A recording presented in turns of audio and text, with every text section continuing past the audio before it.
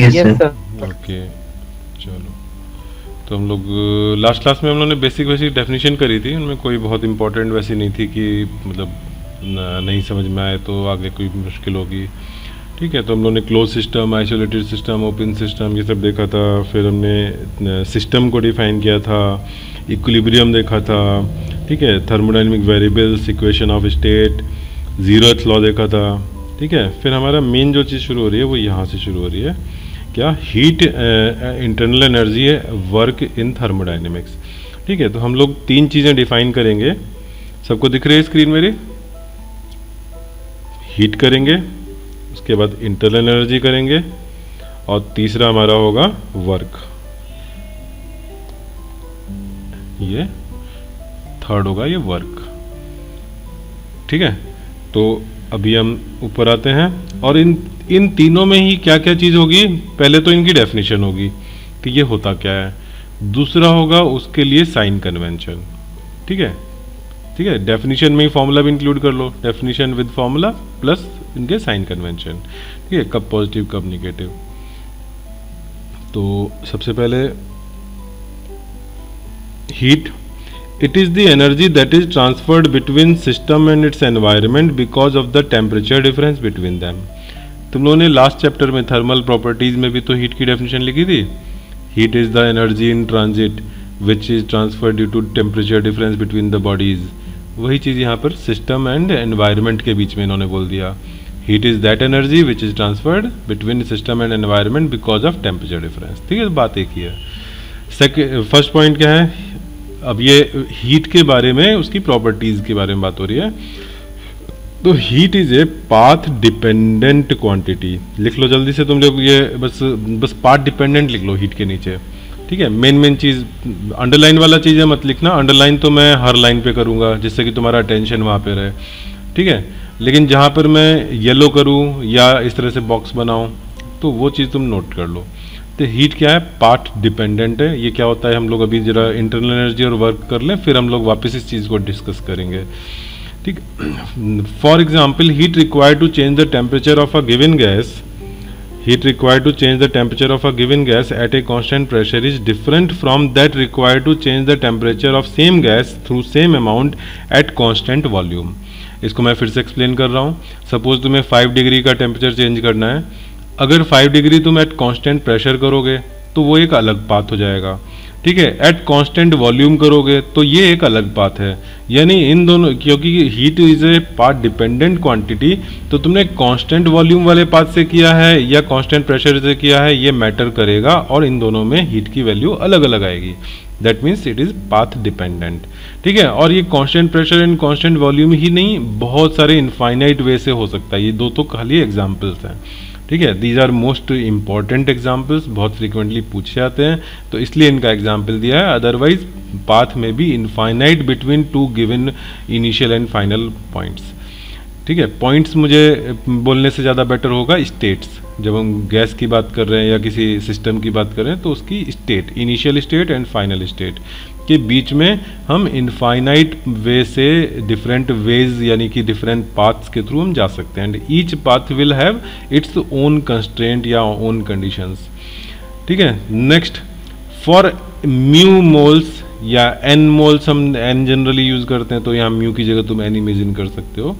Moles of gas when heat is absorbed and temperature changes delta Q is equals to n C delta T. ये मैं जरा तुम्हें इसको याद दिलाऊं, हमने थर्मल प्रॉपर्टीज में कैलोरीमेट्री किया था तो मैंने क्यू इज इक्वल्स टू तुम्हें बताया था एम एस डेल्टा टी, याद है? यहाँ पे m मास था, s स्पेसिफिक हीट था और डेल्टा टी टेम्परेचर चेंज था। उस समय मैंने तुम्हें मोलर हीट कैपेसिटी भी डिफाइन करी थी। ये तो स्पेसिफिक हीट कैपेसिटी थी, मोलर हीट कैपेसिटी भी डिफाइन करी थी।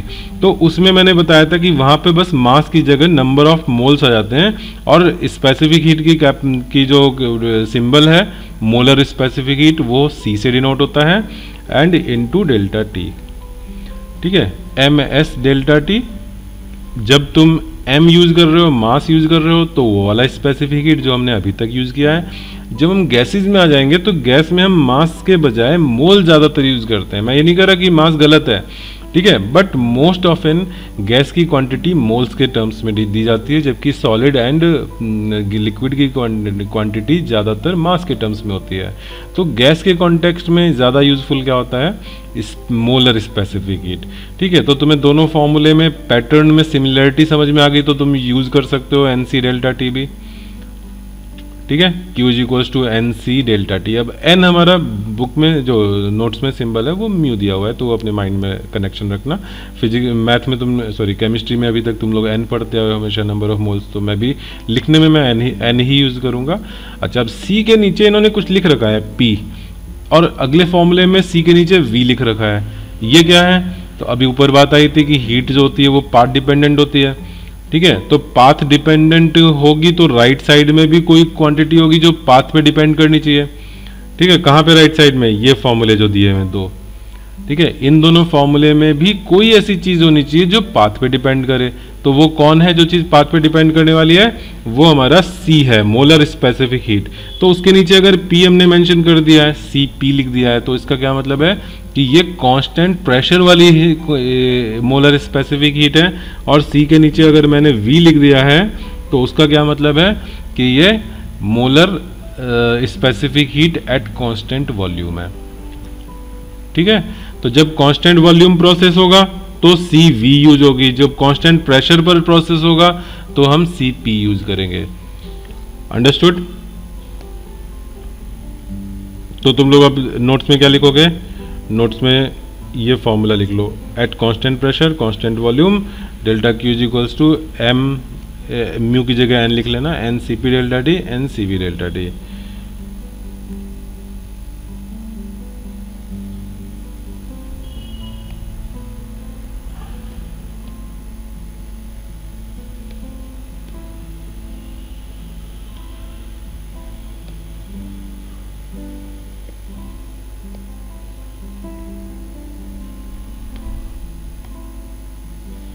आगे इंटरनल एनर्जी पर आ जाए। अच्छा, Q में जरा Q के साइन की और बात कर लो, Q का साइन। तो ये जो तुम्हें देखो डेल्टा Q की डेफिनेशन में तुम्हें डेल्टा T दिख रहा है, number of moles and C, ये तो कभी नेगेटिव हो नहीं सकते, डेल्टा T ही नेगेटिव हो सकता है। तो डेल्टा T पॉजिटिव कब होगा, T final minus T initial. तो it will be delta T जब पॉजिटिव होगा तो डेल्टा Q भी पॉजिटिव हो जाएगा। तो हीट ट्रांसफर जो होगा वो कब पॉजिटिव होगा, delta Q is positive when temperature increases और डिक्रीजेज,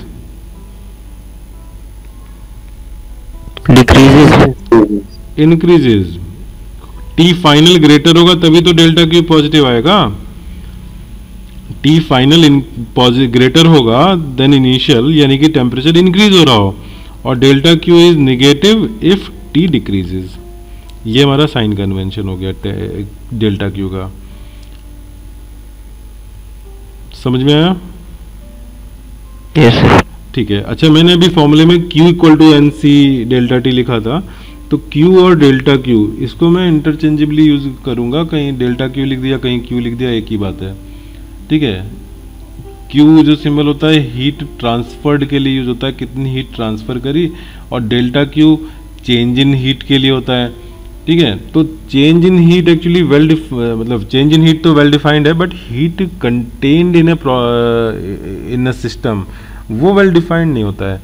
चेंज तो वेल डिफाइंड होता है, लेकिन अगर मैं चेंज कह रहा हूँ तो चेंज किस में, तो किसी चीज़ की हीट में चेंज, तो वो चीज़ थोड़ा सा वेल डिफाइंड चीज़ नहीं है कि किसी बॉडी की हीट हम कैसे कैलकुलेट करें एट गिवन टेम्परेचर, तो वो चीज़ वेल डिफाइंड नहीं है। लेकिन हाँ, हम जितना हीट ट्रांसफ़र करेंगे किसी बॉडी को उतना ही उसमें चेंज आएगा। अगर मैंने 5 जूल किसी को हीट दी तो उसकी हीट भले ही डिफाइंड नहीं है, लेकिन उसकी हीट में 5 जूल का इंक्रीज होगा। ठीक है, इसलिए अगर डेल्टा Q कह रहे हो तो इसका मतलब हमने जो उसकी हीट में चेंज हुआ, ठीक है, तो वो डेल्टा Q के टर्म्स में आ गया। और हीट अगर ट्रांसफ़र कर रहे हो तो हम Q से डिनोट कर रहे हैं, तो वो भी वही चीज़ है। ठीक है, लेकिन अच्छा चलो, U में जब हम U लिखेंगे तो U और डेल्टा U सेम नहीं होगा। ठीक है, डेल्टा U मीन्स चेंज। ठीक है ना, आगे U क्या है, इंटरनल एनर्जी। इंटरनल एनर्जी क्या होती है, देखो, internal energy of a system is the energy possessed by the system due to molecular motion and molecular configuration. Motion का मतलब कौन सा वाला एनर्जी? काइनेटिक। काइनेटिक। और कॉन्फ़िगरेशन मतलब पोटेंशियल। पोटेंशियल।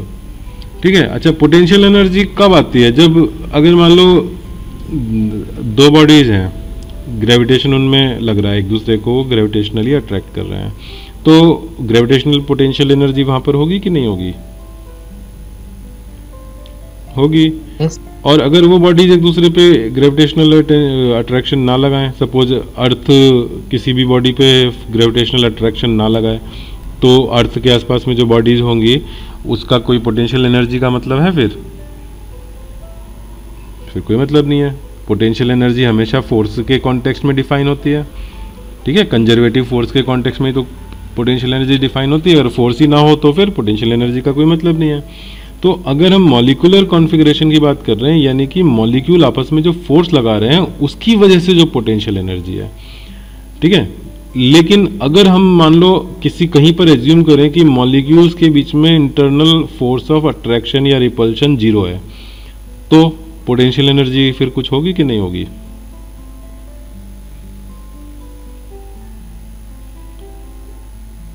सोचो ना, अगर अर्थ ग्रेविटेशनल फोर्स लगाना छोड़ दे, जीरो हो जाए, तो फिर किसी बॉडी की ग्रेविटेशनल पोटेंशियल एनर्जी नहीं होगी अर्थ के कॉन्टेक्स्ट में। ठीक है, सन लगा रहा होगा उस बॉडी पर, वो अलग बात है, बट अर्थ के कॉन्टेक्स्ट में तो नहीं रहेगी ना पोटेंशियल एनर्जी। सिमिलरली अगर गैस के मॉलिक्यूल्स एक दूसरे के ऊपर फोर्स लगाना छोड़ दें, नहीं लगा रहे हों, तो फिर उनकी पोटेंशियल एनर्जी का कोई मतलब नहीं है। ठीक है, तो यही बात यहाँ पर बोली गई है इस लाइन में। देखो, for an ideal gas as there is no molecular attraction, तो पोटेंशियल एनर्जी, यूपी मतलब पोटेंशियल एनर्जी पार्ट, उसके ऊपर वो चीज बताया गया था कि जो पोटेंशियल एंड इंटरनल एनर्जी है वो हमारे दो कंपोनेंट से मिलकर बन रही है, एक काइनेटिक और एक पोटेंशियल। ठीक है, और फिर अगली लाइन में क्या बताया कि आइडियल गैस होती नहीं है वैसे, ठीक है, लेकिन आइडियल गैस में जो एजम्पशन होते हैं उसमें एजम्पशन ये होता है कि मॉलिक्यूलर अट्रैक्शन नहीं है, हर मॉलिक्यूल आपस में एक दूसरे के फील्ड से फ्री होके घूम रहा है, एक मॉलिक्यूल दूसरे को ना तो अट्रैक्ट कर रहा है ना रिपेल कर रहा है। ठीक है, हाँ, लेकिन अगर एक दूसरे के बहुत पास आ जाएंगे तो रिपल्शन हो जाएगा। ठीक है, तो बट वो बहुत उतना उनके वो जो ओकेजन होगा वो बहुत छोटे से शॉर्ट ड्यूरेशन के लिए होता है। ठीक है, और उसमें भले उनकी पोटेंशियल एनर्जी चेंज हो रही होगी, लेकिन वो फिर वापस जब एक दूसरे से दूर चले जाएंगे तो फिर वापस उनकी काइनेटिक एनर्जी में कन्वर्ट हो जाएगी। इनिशियली भी काइनेटिक एनर्जी है, एक दूसरे से जब कोलाइड हुए तो बहुत शॉर्ट ड्यूरेशन के लिए उनकी पोटेंशियल एनर्जी बढ़ी, काइनेटिक कम हुई, और फिर बाद में वो दोनों फिर दूर दूर हो गए। ठीक है, उसको कोलिजन कह सकते हो कि कोलिजन हुआ, और कोलिजन के बाद फिर वो दूर दूर हो गए, तो फिर पोटेंशियल एनर्जी खत्म, सारी काइनेटिक में आ गई। ठीक है, तो पोटेंशियल ओवरऑल जो है उसका कोई कंट्रीब्यूशन नहीं होता है आइडियल गैस के केस में। चलो, तो ये हमने इंटरनल एनर्जी के बारे में क्या क्या पढ़ लिया कि इंटरनल एनर्जी कौन सी एनर्जी है, जो मॉलिक्यूल के मोशन एंड कॉन्फ़िगरेशन की वजह से है। और फिर हमने मतलब दो पार्ट हो गए इसमें, काइनेटिक एंड पोटेंशियल। और फिर हमने कहा कि आइडियल गैस में पोटेंशियल एनर्जी का कंट्रीब्यूशन नहीं होता है, ओनली जो भी है वो काइनेटिक एनर्जी की वजह से है। ठीक है, internal energy of ideal gas is totally kinetic. ठीक है, and is given by U is equals to NCV/T। ठीक है, यानी कि यहां से मैं ये लिख सकता हूं कि delta U is equals to NCV∆T।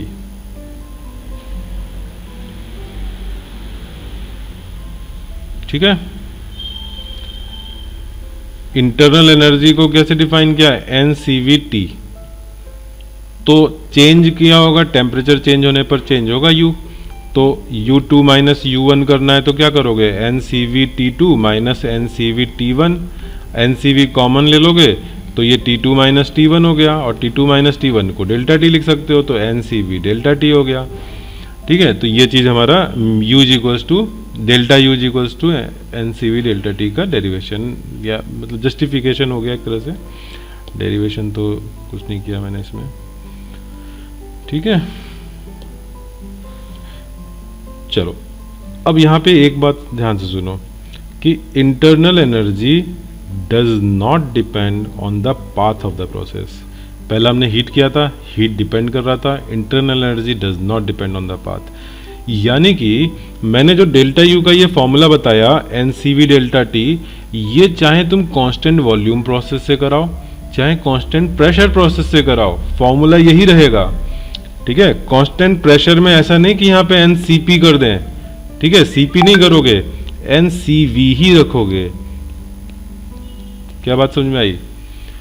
Constant pressure process में तुमने डेल्टा क्यू से देखा था कि डेल्टा क्यू में तो हमने NCP डेल्टा टी यूज़ किया था कांस्टेंट प्रेशर प्रोसेस में, और कांस्टेंट वॉल्यूम में NCV किया था।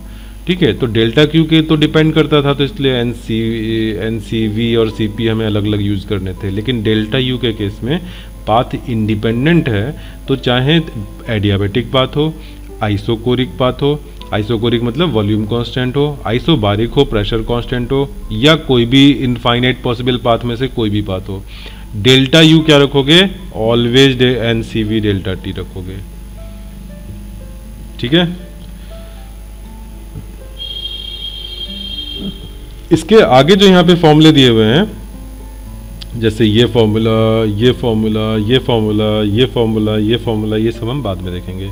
ठीक है, अभी मैंने तुम्हें क्या बोला है कि तुम डेल्टा क्यू याद रखो। डेल्टा क्यू हीट वाले के लिए क्या था?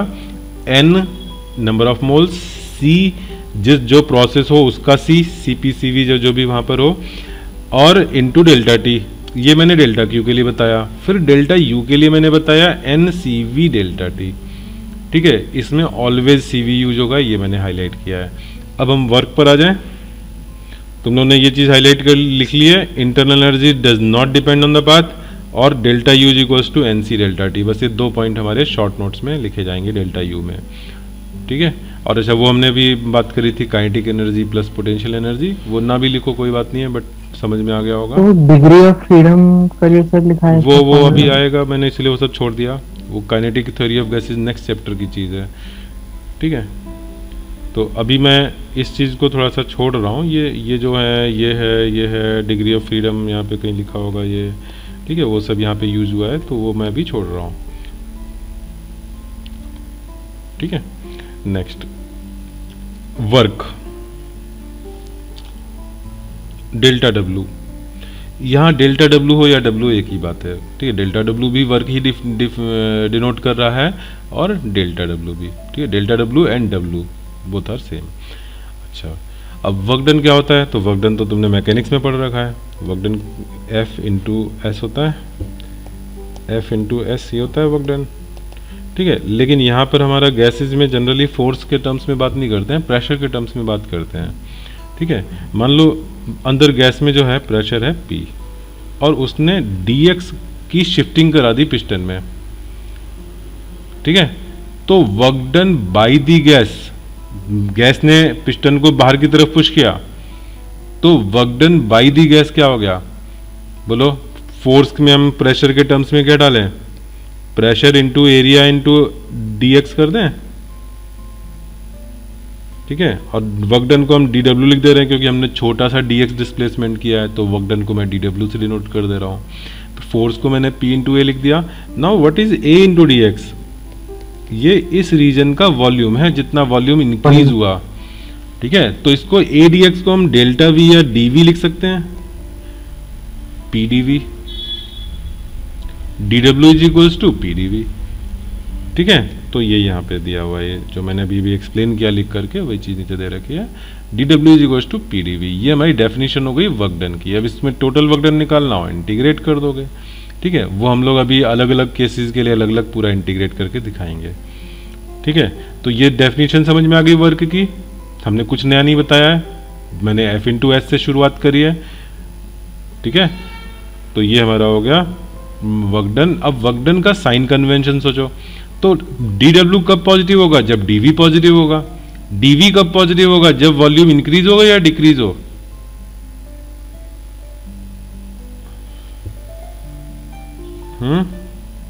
सर जब इंक्रीज हो।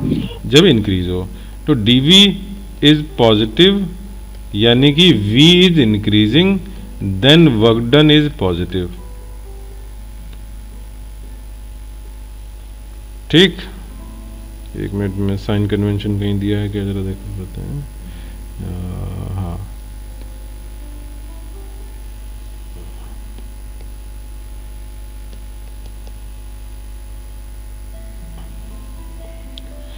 Delta W positive if system, अच्छा वो पीछे नीचे भी रहा होगा, तो तुम अभी अगर केवल डेल्टा डब्ल्यू नेगेटिव का पढ़ना हो तो यहाँ इतना है ये।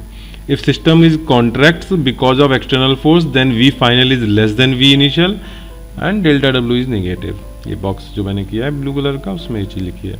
ठीक है, तो अब बताओ तुमको ये जो साइन कन्वेंशन है रटने पड़ेंगे कि तुम भूल जाओ तो भी तुरंत का तुरंत सोच लोगे। D W is to P d V, यहाँ से आ जाएगा d V positive, final greater होगा इनिशियल स्मॉलर होगा, तभी ये फाइनल माइनस इनिशियल करोगे डेल्टा वी तो पॉजिटिव आएगा। ठीक है, अच्छा अब मैंने यहाँ पर एक वर्ड यूज किया था work done by the gas. जब गैस एक्सपैंड होती है तो work done by the gas होता है, और जब गैस कॉन्ट्रैक्ट होगी, कॉन्ट्रैक्ट खुद से नहीं हो जाएगी, उसको पिस्टन दबाएगा, यानी बाहर से कोई एक्सटर्नल फोर्स उस पर वर्क करेगा। ठीक है, जब उसको दबाया जाएगा तो कहा जाता है कि work is being done on the gas, on the system. ठीक है, बोलो समझ में आई बात? इसको मैं लिखवा दूं यहाँ पे।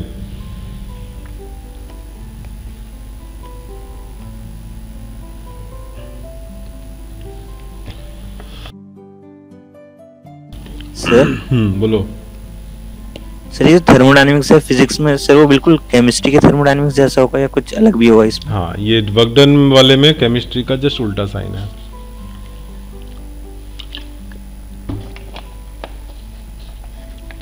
बता रहा हूं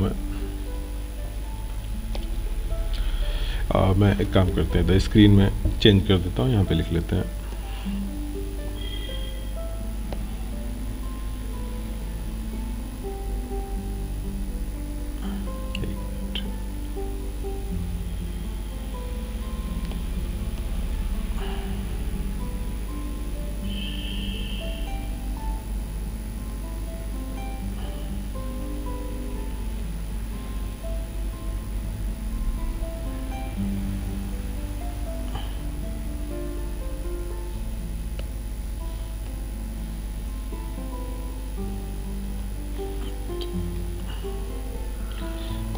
फिजिक्स केमिस्ट्री, ये वर्क डन में बड़ा तुम लोगों को कन्फ्यूजन रहेगा।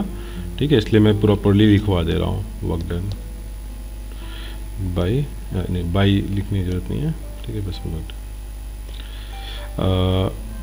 D W is equal to P d V, जबकि केमिस्ट्री में होता है माइनस पी डी वी। ठीक है, d W is positive, this implies dv is positive, this implies volume is increasing। ठीक है, dw is positive implies dv is negative, this implies volume is decreasing। ठीक है, so w is positive if work is being, बताओ done on the system या bye the system? Volume increase कब होगा, जब bye the system या on the system? Bye the system. Bye the system.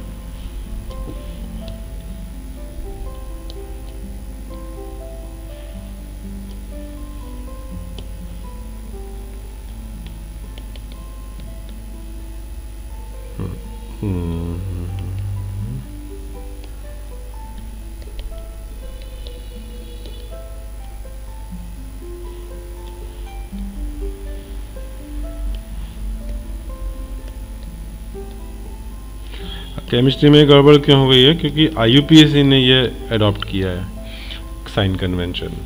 ठीक है, और ये मेरे ज़माने में नहीं था, मैंने जब जेईई की तैयारी करी थी 11-12 दिया था तब दोनों में सेम था, ये उसके बाद से चेंज हुआ है। सर ये सिर्फ वर्क डन में या फिर एंथैल्पी एंट्रोपी इन सब में भी होगा ऐसा change?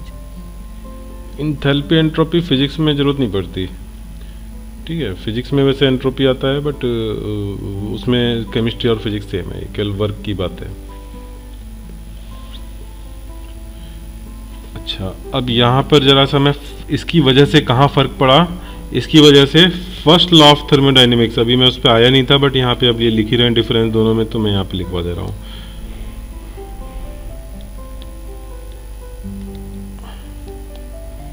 First law of thermodynamics में इसकी वजह से चेंज आ गया कि फिजिक्स में हम जो पढ़ते हैं वो ये पढ़ते हैं कि delta Q is equals to delta U plus delta W. ठीक है, इसको ऐसे समझो कि हमने वर्क डन, सपोज हमने हीट दिया, एक गैस सिलेंडर में भरी हुई है, ठीक है, उसको हमने हीट दी, ठीक है, नीचे से गर्म किया, उसको गर्म किया तो गैस एक्सपेंड होगी और गैस का टेम्परेचर भी राइज हुआ। गैस का टेम्परेचर राइज होने का मतलब है कि इंटरनल एनर्जी बढ़ी, टेम्परेचर राइज, और एक्सपेंड हुआ, वॉल्यूम इंक्रीज हुआ, तो उसका मतलब है कि work done by the gas हुआ। ठीक है, तो हम ये इसको ऐसे समझो, अगर 100 जूल हमने दी तो उसका कुछ पार्ट, सपोज 60 जूल चला गया उसके टेम्परेचर राइज में और 40 जूल चला गया उसके एक्सपेंशन में, तो इस तरह से इन्वेस्टमेंट हो गया। केमिस्ट्री में क्या होता है, केमिस्ट्री में ये फॉर्मूला ऐसा होता है, I think delta W negative होता है, तो इधर ले जाके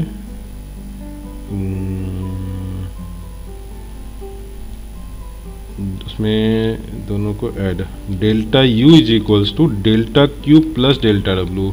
तुम लोग को याद है केमिस्ट्री में क्या पढ़ा है तुमने, फर्स्ट लॉ? यस सर यही था। तो यहाँ देखो, मैंने डेल्टा डब्ल्यू को मैं डेल्टा क्यू के साइड में ले गया हूँ, लेकिन साइन मैंने प्लस ही रखा है। क्यों? क्योंकि यहाँ पर डेल्टा डब्ल्यू का साइन अपोजिट है।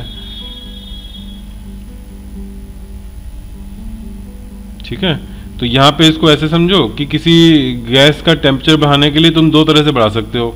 एक, या तो उसका को तुम हीट दे दो तो वो डेल्टा क्यू हो गया, और दूसरा तुम उसको पर वर्क कर दो। यहाँ पे हमने वर्क डन पॉजिटिव कब लिया है, जब work is done on the system है। ठीक है, तो पिस्टन से तुम गैस को दबाओगे तो उसका टेम्परेचर भी बढ़ेगा। तो तुम दो तरह से में से कोई एक तरह से या दोनों से मिला के उसका टेम्परेचर बढ़ा सकते हो, यानी कि डेल्टा यू कर सकते हो। तो यहाँ पे डेल्टा यू टेम्परेचर राइज कराने के दो मेथड हो गए, डेल्टा क्यू चेंज करो यानी हीट दो, या मतलब आइदर और, या तुम दोनों काम एक साथ कर दो, साथ में वर्क डन भी कर दो, ऊपर से दबा भी दिया और हीट भी दे दी, दोनों की वजह से उसका टेम्परेचर राइज हो गया। ठीक है, तो ये फर्स्ट लॉ में डिफरेंस आ जाता है केमिस्ट्री में, इस तरह से first law. First law of thermodynamics को शॉर्ट में FLOT लिख देते हैं। ठीक है, कहीं बुक में अगर FLOT लिखा हो तो उसका मतलब फर्स्ट लॉ ऑफ थर्मोडायनेमिक्स।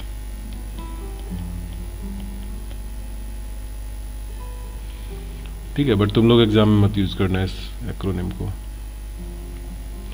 ठीक, तो केमिस्ट्री और फिजिक्स का ये डिफरेंस है, इस पे नोट लिख गया सबका।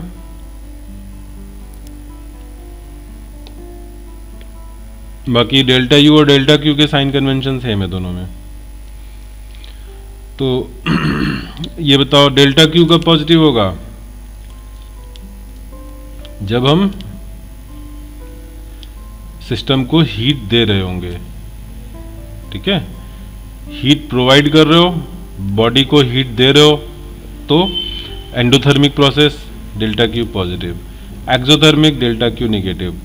ठीक है, एक्सोथर्मिक में हीट निकल रही होगी तो सिस्टम का हीट कंटेंट डिक्रीज हो रहा होगा। डेल्टा यू टेम्परेचर पे डिपेंडेंट है, तो टेम्परेचर बढ़ेगा तो delta you positive. Work done हमारे फिजिक्स में V इंक्रीज करने पर डेल्टा डब्ल्यू पॉजिटिव होगा। ठीक है, लौट के आ जाए हम लोग।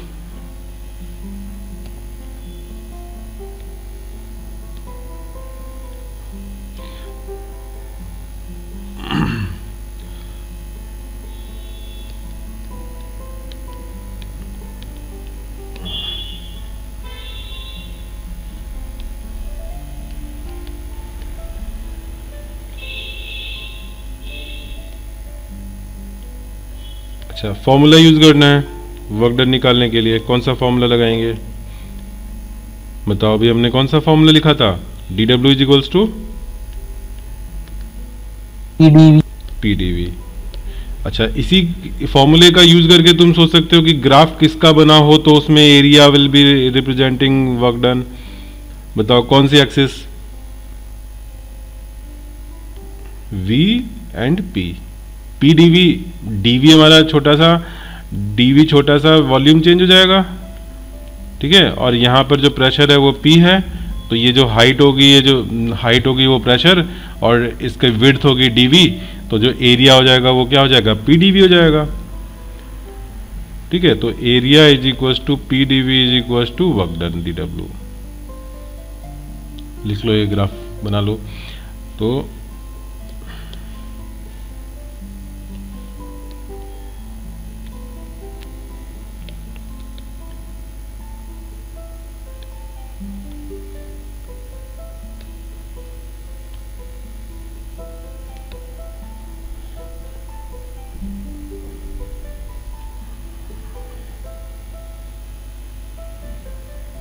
ये ध्यान रखना, अगर V एक्सिस कहीं घुमा कर जे के क्वेश्चन में दे दी, वर्टिकल वाली जो है V एक्सिस कर दी और हॉरिजॉन्टल वाली P एक्सिस कर दी, तब इधर V कर दिया, इधर P कर दिया, और ग्राफ कुछ ऐसा ही बना हुआ है, तब कौन सा एरिया लोगे? तब ये वाला एरिया लोगे।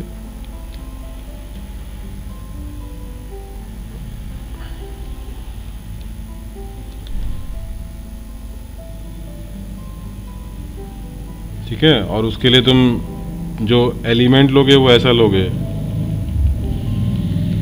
यहाँ पे प्रेशर और यहाँ पे dV। अंडरस्टूड? सब लोगों को समझ में आ रहा है? Yes sir. ठीक है। ऐसा रेयरली आएगा जेई में तुम्हें, मतलब वहां तो सीधे से क्वेश्चन आते नहीं, तो उसमें के लिए तुम रेडी रहो कि ऐसा भी हो सकता है, ठीक है। बट सीबीएसई वाले स्कूल एग्जाम में घुमा के नहीं देंगे, ठीक है। अच्छा, formula dW is to PdV है, तो इसको जरा हम अपने वो जो 4 इंपॉर्टेंट प्रोसेस थे उसके लिए अब यूज करते हैं कि ये फॉर्मूला यूज करके हमें वर्क डन निकालना है, ठीक है। बन गया? सब लिख किया? हम आगे बढ़े या पहले थोड़ा सा हम कुछ ग्राफ्स देख लेते हैं, ठीक है, फिर मैं आता हूँ फिर ग्राफिकल वे में कुछ एग्जांपल्स से थोड़ा सा और आइडिया लग जाएगा। देखो ये पहला अभी आ रहा है, हाँ, फर्स्ट ग्राफ। बताइए कौन सा प्रोसेस है? प्रोसेस का नाम बता सकते हो जिसके नीचे का एरिया दिया हुआ है?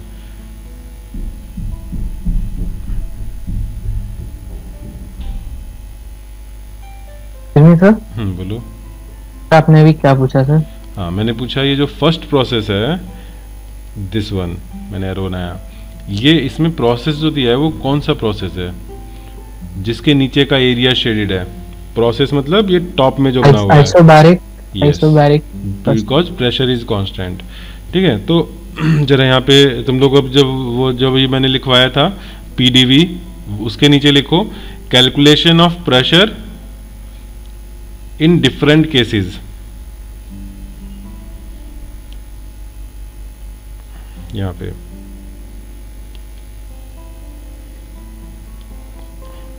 सॉरी, कैलकुलेशन ऑफ प्रेशर बोल दिया क्या मैंने? Calculation of work in different cases. हम 4 केस की बात करेंगे जो सबसे इंपॉर्टेंट प्रोसेसेस हैं। नंबर 1 आइसोबारिक, ठीक है। आइसोबारिक में क्या होता है? प्रेशर कांस्टेंट होता है, तो dW is equal to PdV, integration करोगे टोटल वर्क के लिए PdV। तो अब बताओ लिमिट क्या लगा दें यहाँ पर? V1 से V2। और प्रेशर कैसा है आइसोबारिक प्रोसेस में? बाहर आ जाएगा। बाहर आ जाएगा। फिर उसके बाद क्या करें? P बाहर आ गया। अब dV का इंटीग्रेशन करोगे तो क्या आता है?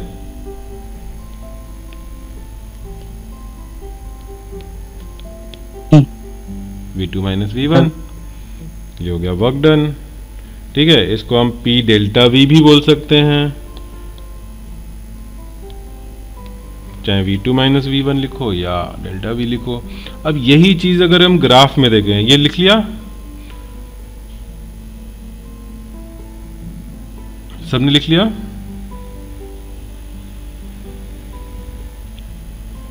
अब मैं इसको ग्राफ में दिखा रहा हूं। इस ग्राफ में देखो कांस्टेंट प्रेशर ग्राफ कैसा बनेगा, ऐसा बनेगा। ये बना लो तुम लोग अपने कॉपी में, उसी के नीचे जो अभी डेरिवेशन किया था, ठीक है। और उसमें देखो वर्क डन हमारा P V two minus V one आ गया, पी डेल्टा वी हो गया। Yes sir. ठीक है। अच्छा, सेकंड फिगर, पहले फर्स्ट फिगर बना लो और लिख लो। तो ग्राफ से भी ये निकल आया कांस्टेंट प्रेशर पे। Sir area under the graph होगा ना? बिल्कुल। और अंडर द ग्राफ का मतलब है कि ग्राफ एंड वी एक्सिस के बीच का area. Okay sir.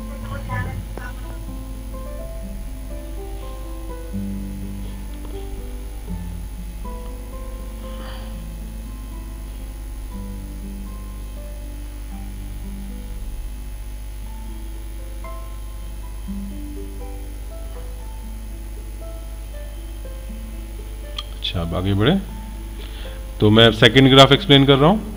Second graph में कोई पर्टिकुलर प्रोसेस का नाम नहीं दिया हुआ है, ठीक है। एक जनरल ऐसी बना दिया है, आर्बिट्री कोई भी कर्व बना दिया, उसके नीचे का दिखाया, जैसे मैंने पहले ऑलरेडी दिखा चुका हूँ मैं, ठीक है। उसमें नीचे स्ट्रिप ले ली डीवी विड्थ की और वहाँ पे हाइट पी ले लिया, फिर उसको इंटीग्रेट किया फ्रॉम जहाँ से लेके जहाँ तक V1 V2 क्वेश्चन में मेंशन रहेंगे, कहाँ से कहाँ तक तुम्हें प्रोसेस का वर्क डन निकालना है, तो V1 से V2 तक हमने लिमिट लगा दी, ठीक है।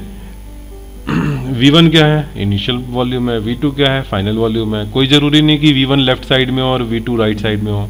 V1 राइट में हो सकता है, अगर हम कॉन्ट्रैक्शन कर रहे हैं तो इनिशियल वॉल्यूम ग्रेटर हो सकता है, फाइनल स्मॉलर हो सकता है, ठीक है। तो उस केस में हमारा V1 अगर यहाँ हो गया राइट साइड में और V2 हो गया लेफ्ट साइड में, तो एरो ऐसा लगेगा प्रोसेस का, ठीक है। इनिशियल से फाइनल की तरफ एरो लगता है।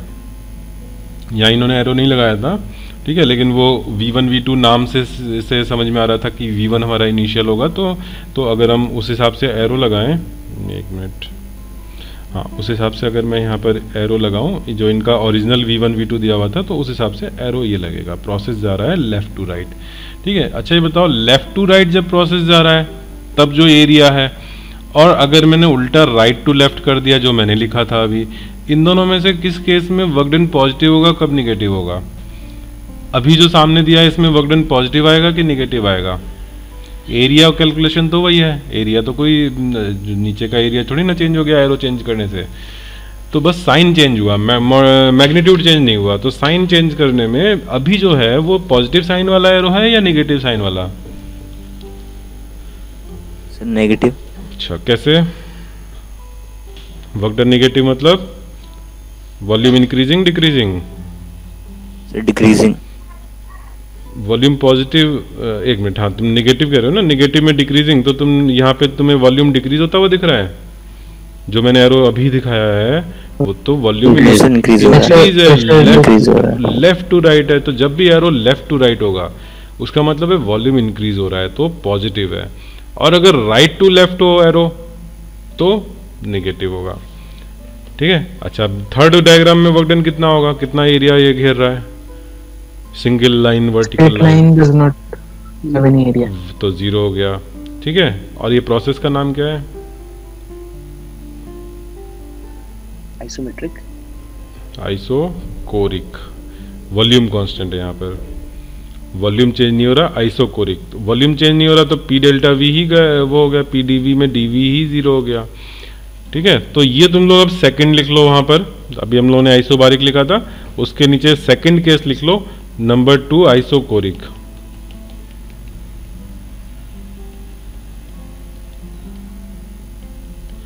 dv इज इक्वल टू 0, तो dw is equal to P dv is equal to 0, ठीक है। तो work done is equal to 0। और ये ग्राफ भी बना लेना, यहाँ पे लिख लेना एरिया इज इक्वल टू 0। तो ग्राफ से भी दिखा दिया और फॉर्मूले से भी दिखा दिया।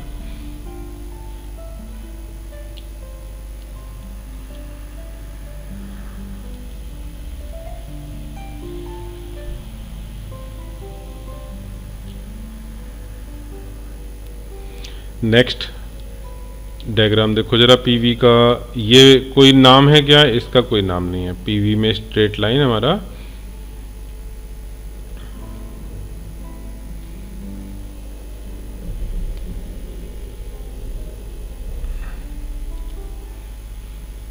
ठीक है। बट स्ट्रेट लाइन में कैलकुलेशन इजी है, पहले ये तुम्हारा ट्रेपीजियम बन गया है, कैलकुलेशन इजी है, बट इसका ये उन 4 में से ये नहीं है, ठीक है। आइसोथर्मल, आइसोकोरिक, एडियाबेटिक और एक और आइसोबारिक, इन 4 में से ये नहीं है, ठीक है। तो यहाँ पे जो फिगर थे उनमें केवल 2 ही हमारे प्रोसेस रिप्रेजेंट कर रहे थे, ठीक है, नेम्ड प्रोसेस होते हैं। अच्छा, अब यहाँ पे आ जाओ, ये है साइक्लिकल प्रोसेस। ये साइकिल 2 साइकिल से मतलब 2 पार्ट से मिलके बना है। एक प्रोसेस ऊपर से ए से बी तक जाने वाला 2 प्रोसेस और बी से ए तक आने वाला 1, इनको मिला के बना है। तो इसमें पहले मैं प्रोसेस 1 में वर्क डन का साइन पूछ रहा हूँ, पॉजिटिव नेगेटिव, और फिर 2 में पूछ रहा हूँ, वो राइट साइड में बने हुए हैं, ठीक है। तो ये प्रोसेस 1 बताना पॉजिटिव वर्क डन, नेगेटिव। अच्छा, पहली चीज ये बताओ, वर्क डन हमारा पाथ डिपेंडेंट है या पाथ इंडिपेंडेंट है? Sir path dependent. Path dependent है, because same initial and final position में अगर मैं मान लो प्रोसेस 1 का भी एरो इधर ही दिखा दूं, ठीक है, मैं भी जरा चेंज कर रहा हूँ क्वेश्चन, मैंने 2 को तो एज इट इज रखा और 1 का भी का एरो पलट दिया है, जिससे कि दोनों प्रोसेस ए से बी जा रहे हैं, यानी इनिशियल स्टेट भी सेम है दोनों की और फाइनल स्टेट भी सेम है, ठीक है। किस में ज्यादा वर्क डन होगा, पाथ 2 में, पाथ 1 में?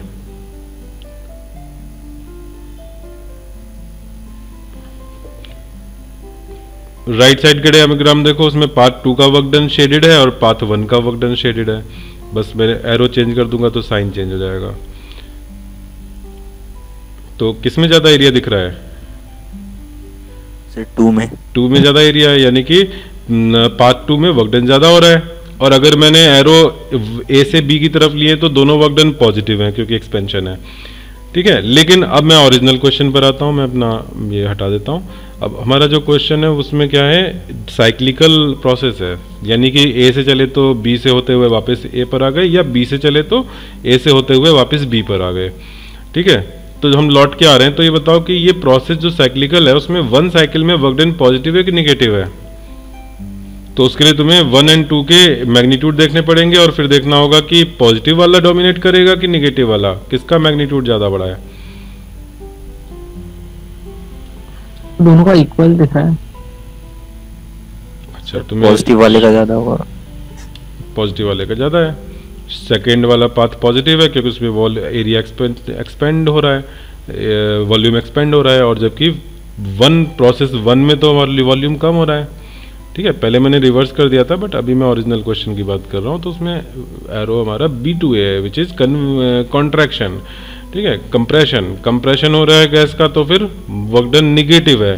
तो दिस लेस एरिया वाला जो वर्क डन है वो निगेटिव है, और ये वाला जो है मोर एरिया वाला वर्क डन पॉजिटिव है। तो जब इनको ऐड करोगे तो कैसा आएगा, वर्क डन पॉजिटिव आएगा, ठीक है। तो अगर मैं तुम्हें शॉर्टकट में ये कहूँ कि अगर मेरा साइक्लिकल प्रोसेस है तो उसमें एक पार्ट ऐसा होगा जो ऊपर होगा और दूसरा पार्ट नीचे होगा, तो ऊपर वाले पार्ट का तुम साइन देख लो, वही साइन हमारा ओवरऑल साइक्लिकल प्रोसेस का वर्क डन का साइन होगा, ठीक है। अगर तुम्हें ये जो साइकिल बना हुआ है उसका प्रोसेस का साइन देखना है तो तुम जो टॉप में प्रोसेस है यानी 2 प्रोसेस जो है उसका साइन देख लो। 2 प्रोसेस एक्सपेंशन का है तो ये पॉजिटिव हो गया। अगर मेरा ऐसा होता, ये होता, तो ऊपर वाला प्रोसेस क्या हो जाता, वॉल्यूम कम हो रहा होता, ठीक है। ये प्रोसेस 2 जो है मेरे नीचे वाले ग्राफ में, तो उसमें वॉल्यूम पहले क्या है, वॉल्यूम लार्ज है, ठीक है, लार्ज वॉल्यूम है। फिर उधर से वॉल्यूम कम होता होता यहाँ पर वॉल्यूम लो हो गया। तो जब तुम लार्ज से स्मॉलर वॉल्यूम की तरफ जा रहे हो, लो वॉल्यूम की तरफ जा रहे हो, तो क्या होगा, वर्क डन फॉर प्रोसेस 2 क्या हो जाएगा, निगेटिव हो जाएगा, यानी ओवरऑल निगेटिव हो गया, ठीक है। अब हम इसको साइक्लिकल प्रोसेस को क्लॉक एंड एंटी क्लॉकवाइज से भी साइन को रिलेट कर सकते हैं, ठीक है। ऊपर वाले में कैसा है, क्लॉकवाइज है एंटी क्लॉकवाइज? क्लॉकवाइज। तो क्लॉकवाइज अगर साइक्लिकल प्रोसेस है तो उसमें ऊपर वाला जो है हमेशा एक्सपेंशन में होगा, तो वर्क डन पॉजिटिव होगा, और अगर एंटी क्लॉकवाइज होगा, नीचे वाला डायग्राम एंटी क्लॉकवाइज साइकिल है तो एंटी क्लॉकवाइज में नेगेटिव होगा, ठीक है। रटने का कोई जरूरत नहीं है, तुमको बस इतना पता होना चाहिए, वॉल्यूम बढ़ता है तो वर्क डन पॉजिटिव होता है, ठीक है, बाकी तुम अपने आप ही यहाँ से सोच लोगे। ठीक है, क्लॉकवाइज में पॉजिटिव, एंटी क्लॉकवाइज में नेगेटिव, तुम्हें रटा हुआ नहीं भी हो तो भी 2 सेकंड में निकल आएगा। ठीक है, और क्लॉकवाइज में नेगेटिव होगा ना? क्लॉकवाइज में नेगेटिव होगा, ये बताओ। क्लॉकवाइज में ये मैंने बनाया, क्लॉकवाइज में ऊपर वाला प्रोसेस पॉजिटिव है कि नेगेटिव है? Sir negative. कैसे नेगेटिव है? वॉल्यूम बढ़ रहा है कि कम हो रहा है ऊपर वाले प्रोसेस में? दिस इज द ऊपर वाला प्रोसेस, ये वॉल्यूम एक्सेस है। एक्सपेंड हो रहा है, कंप्रेशन हो रहा है? B2 सर, B2A जा रहे हैं तो कंप्रेशन होगा। ऊपर टॉप प्रोसेस एक्सपेंड एक्सपेंड हो रहा है। तुमको अभी ऊपर नहीं समझ में आया ऋतिकेश? सर मैं इस वाले फिगर की, सर मैं इस वाले फिगर की बात कर रहा था जो मैं मतलब प्रिंटेड है पहले से। नहीं, मैं तो फिगर तो सेम है, मतलब मैंने नीचे जो बनाया है वो भी एरो वैसे ही बना हुआ है। तुम ऊपर डायग्राम में देख लो, वो भी तो क्लॉकवाइज। A1 के लिए सर, A1 के लिए कह रहा था सर। A1 क्या चीज़ है? वो तो साइक्लिकली प्रोसेस नहीं है, मैं तो साइक्लिकल में बात कर रहा हूँ। क्लॉकवाइज एंटी क्लॉकवाइज साइक्लिकल में ही तो आएगा, ठीक है, नॉन साइक्लिकल में थोड़ी आएगा। तो वो तो पार्ट हैं A1 और यस। ठीक है, तो एक साइकिल जो कि क्लॉकवाइज है उसमें जो ऊपर वाला प्रोसेस है टॉप में जो है, ठीक है, जो मैंने प्रोसेस 2 जिसको लिखा है वो एक्सपेंशन है। जबकि अभी मैं रिवर्स कर दूं, साइकिल एंटी क्लॉकवाइज कर दूं, तो टॉप वाला जो है वो कॉन्ट्रैक्शन हो जाएगा।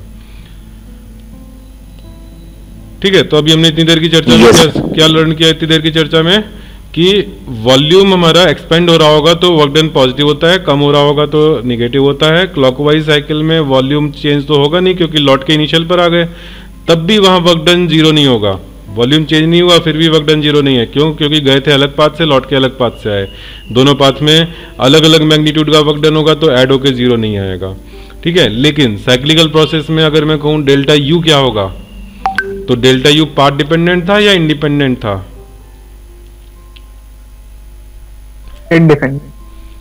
इंडिपेंडेंट, डिपेंड नहीं कर रहा था। तो यहां पर अगर मैं इसी में ऊपर देखूं पाथ 1 और पाथ 2, तो दोनों के लिए डेल्टा यू सेम होंगे। ठीक है, डेल्टा यू 2 जो होगा और डेल्टा यू, अच्छा लेकिन एरो से वो हो जाएगा, चेंज हो जाएगा। मैं चलो मैग्नीट्यूड ले लेता हूं। डेल्टा यू 1 और डेल्टा यू 2 दोनों के मैग्नीट्यूड सेम होंगे। ठीक है, लेकिन ए से बी जाने में अगर मान लो टेम्परेचर बढ़ रहा हो तो बी से ए जाने में टेम्परेचर कम हो रहा होगा, तो साइन अपोजिट हो जाएंगे। ठीक है, और नेक्स्ट जब तो ऐड करोगे तो साइकिल में डेल्टा यू टोटल कितना आएगा? पूरे साइकिल का 0 आएगा। तो delta U over a cycle is always 0 because this is path independent. लिख लो इसको भी, ये पॉइंट भी लिख लो। Delta U over a whole cycle is 0 because u does not depend on the path.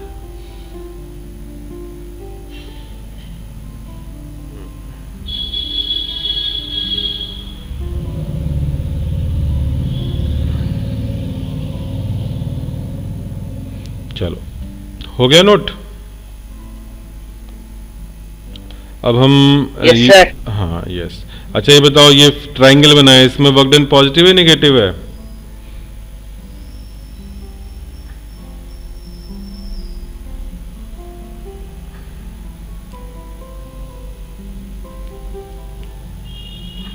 सब पॉजिटिव। पॉजिटिव, क्लॉकवाइज है पॉजिटिव। ठीक है, नीचे फिर रेक्टेंगल है उसमें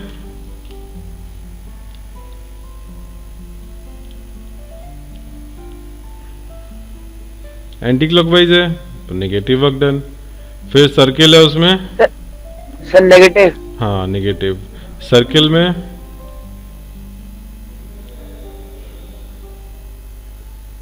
पॉजिटिव। पॉजिटिव।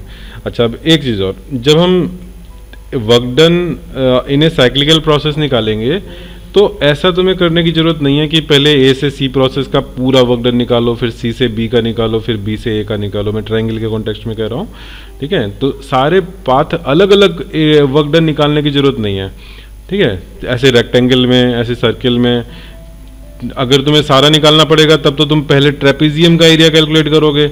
अगर मैं कहूँगी ए से सी का वर्क डन निकालो, तो तुम ये नीचे वाला जो रेक्टेंगल है उसको भी लोगे, ट्रायंगल को भी लोगे, ठीक है। और फिर B2A में फिर रेक्टेंगल का फिर से कैलकुलेट करोगे। तो वो करने की जरूरत नहीं है। जब हम साइकिल का पूरा पूरा वर्क डन निकालते हैं तो केवल area enclosed in the cycle निकालना होता है, ठीक है। जब हमें साइक्लिकल प्रोसेस में वर्क डन निकालना है तो area enclosed in the cycle लोगे। तो area enclosed in the cycle triangle में तुम्हें दिख रहा है, जो एक्सिस पे देखो P1 P2 V1 V2 mention है, उसके टर्म्स में जो एक्सप्रेशन लिखा हुआ है यहाँ पर, क्या ये तुम निकाल पा रहे हो एरिया ऑफ ट्रायंगल से? इसी तरह से इसको चेक करो कि ऐसा कर पा रहे हो, इसी तरह से इसको चेक करो कि ऐसा कर पा रहे हो कि नहीं। किसी में प्रॉब्लम है तो मैं बताऊंगा।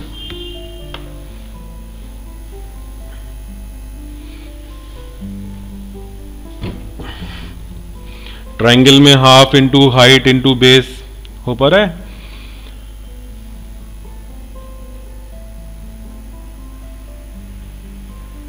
रेक्टेंगल में भी ऐसे समझ में आ गया होगा, height into base. Yes sir. और सर्किल में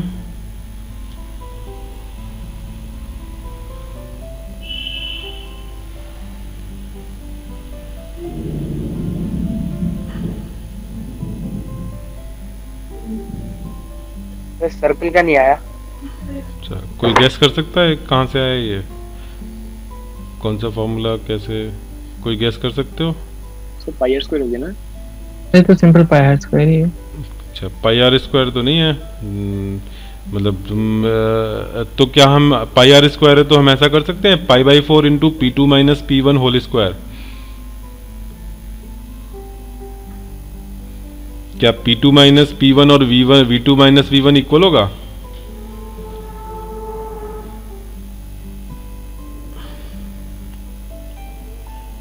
अगर नहीं होगा इक्वल तो ये सर्कल कैसे होगा? ओके, जब भी हम x और y एक्सिस पर अलग अलग वेरिएबल ले रहे हो तो सर हाँ बोलो सर, सर्कल का एरिया होता है पाई आर स्क्वायर, पाई वो P2 minus P1 upon 2 radius हो जाएगा, ठीक है। और वही सेम चीज V2 माइनस V1 अपॉन 2 है। हाँ, तो वो 2 मल्टीप्लाई होकर डिनोमिनेटर में 4 है। अच्छा, तुमने कहा P2 माइनस P1 अपॉन 2 वही V2 माइनस V1 अपॉन 2 है, यही कहा ना? मेरा क्वेश्चन ये Yes, है कि P2 minus P1 is equals to V2 minus V1, ये कहां से आ गया? अगर ये मान लो मैग्नीट्यूड में इक्वल है भी, ठीक है, ये तुम्हारा 10 है और ये भी 10 है, ठीक है, इधर 10 ATM है और इधर 10 मीटर क्यूब है, क्या ये क्वांटिटी इक्वल हो सकती हैं? इवन दो मैग्नीट्यूड में इक्वल हो तब भी हम इनको इक्वल कह सकते हैं क्या?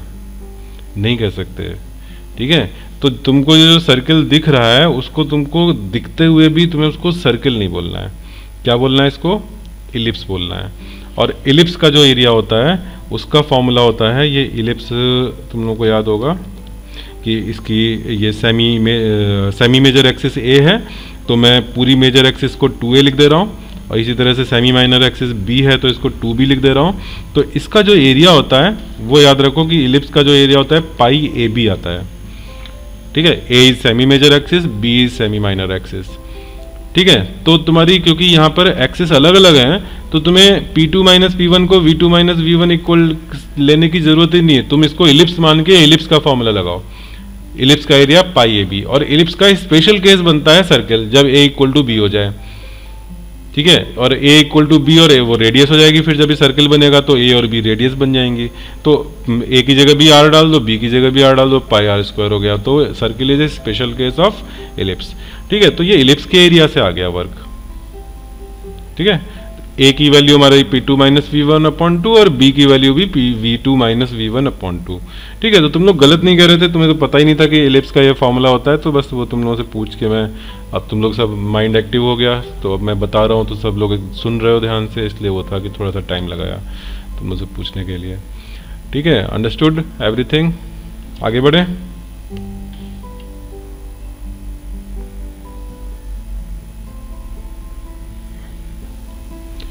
चलो अब हम आते हैं फर्स्ट लॉ ऑफ थर्मोडाइनमिक्स पर। अभी आ जाएं या पहले वर्क डन निकाल लें? चलो जरा वर्क डन निकाल लेते हैं, फिर हम फर्स्ट लॉ ऑफ थर्मोडाइनमिक्स पे आते हैं। अच्छा ठीक है,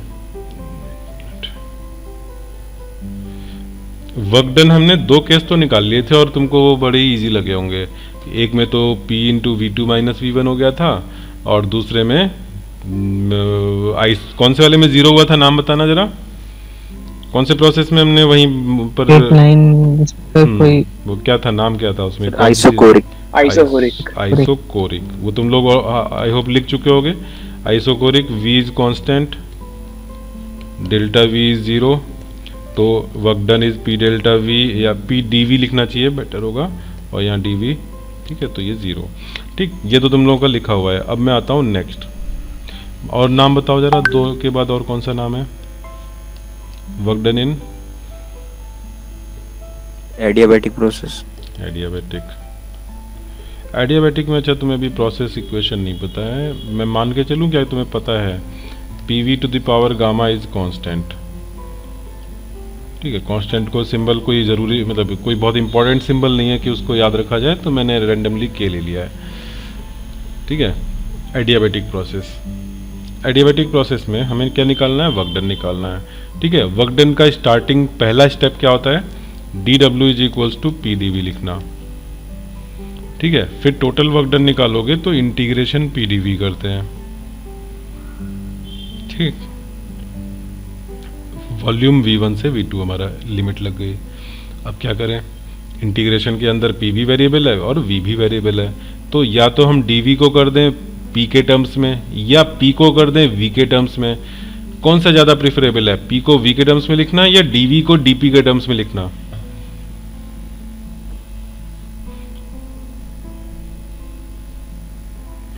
क्या ज़्यादा बेटर होगा? सर P को सर V के टर्म्स में कर देना। P को V के टर्म्स में है, क्योंकि अगर dV को dP करोगे तो फिर लिमिट भी चेंज करनी पड़ जाएंगी। ठीक है, तो मैं उतना लंबा नहीं काम चाह रहा हूँ, तो P को V के टर्म्स में, तो मैं यहाँ से P को क्या लिख सकता हूँ? K upon V to the power gamma, और K into V to the power minus gamma. ठीक है, ये मैंने यहाँ पे रख दिया, तो क्या आएगा?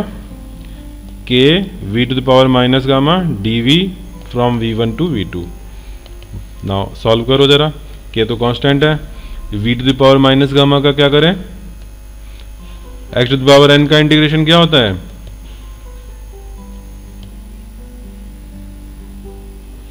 x to the power n plus 1 upon n plus 1, तो minus gamma plus 1 upon minus gamma plus 1, और लिमिट क्या लगा दें इसका? V1 से V2। ठीक है, तो पहले क्या करें? V2 को पुट कर दें, K upon minus gamma plus 1, ये तो हमने कांस्टेंट ले लिया। अब V2 पहले पुट करोगे तो V to the power minus gamma plus 1। ठीक है, और minus V1 to the power minus gamma plus 1। ठीक है, और ये बताओ x to the power minus gamma plus 1 को मैं x to the power into x to the power में ब्रेक करना चाह रहा हूँ प्रोडक्ट में, तो कैसे कर सकते हैं? Minus gamma and x to the power 1 ऐसे कर सकते हैं। ठीक है, x टू पावर 1 का मतलब ओनली x। ठीक है, तो मैं जरा देखो इसको कैसे वो कर रहा हूँ, कैसे स्प्लिट कर रहा हूँ।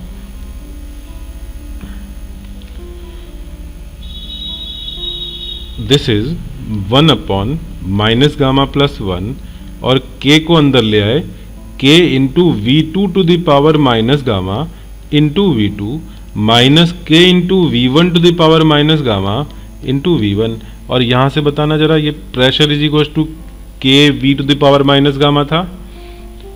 ठीक है, तो अगर मैं k into V2 to the power minus gamma लिख रहा हूँ तो ये P2 हो जाएगा, और अगर k V1 to the power minus gamma लिख रहा हूं तो P1 हो जाएगा। तो मैं यहां पर माइनस गामा प्लस 1 और यहां पर P2 V2 minus P1 V1 लिख सकता हूं।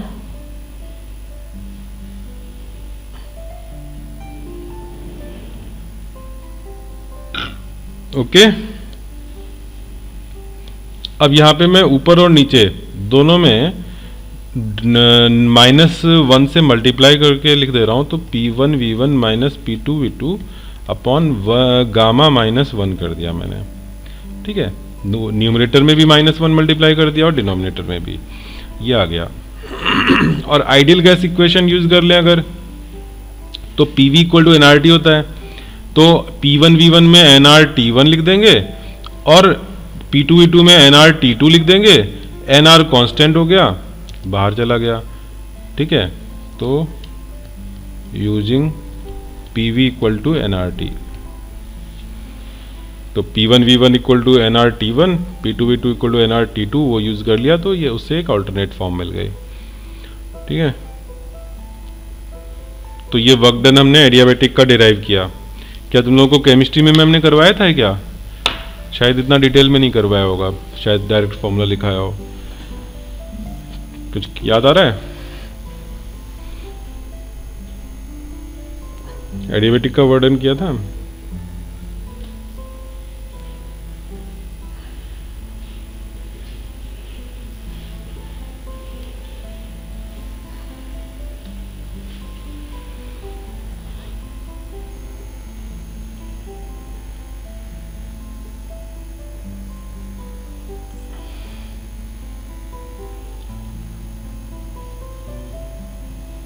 एक्सक्यूज मी सर, बोलो। मेरा नेटवर्क काफी लंबे टाइम के लिए चला गया। अच्छा, मैं तो ही देख नहीं सामने पाया से सर इसका पहले तुम derivation। स्क्रीनशॉट ले लो। ठीक है, और ये तुम्हारा मैं आगे जो बताने जा रहा हूँ उससे कोई रिलेटेड भी नहीं है, तो अभी कोई बात नहीं है, बस तुम बाद में समझ लेना। ठीक है, समझ में आ जाएगा। स्क्रीनशॉट ले लो, फिर बाद में नोट कर लेना, जगह छोड़ दो खाली। ले लिया, हो गया। ठीक है, तो अब मैं 4th आ रहा हूँ। और कौन सा प्रोसेस बचा? आइसो बारिक हो गया, आइसो कोरिक हो गया, एडियाबेटिक हो गया, अब क्या बचा? आइसोथर्मल। आइसोथर्मल।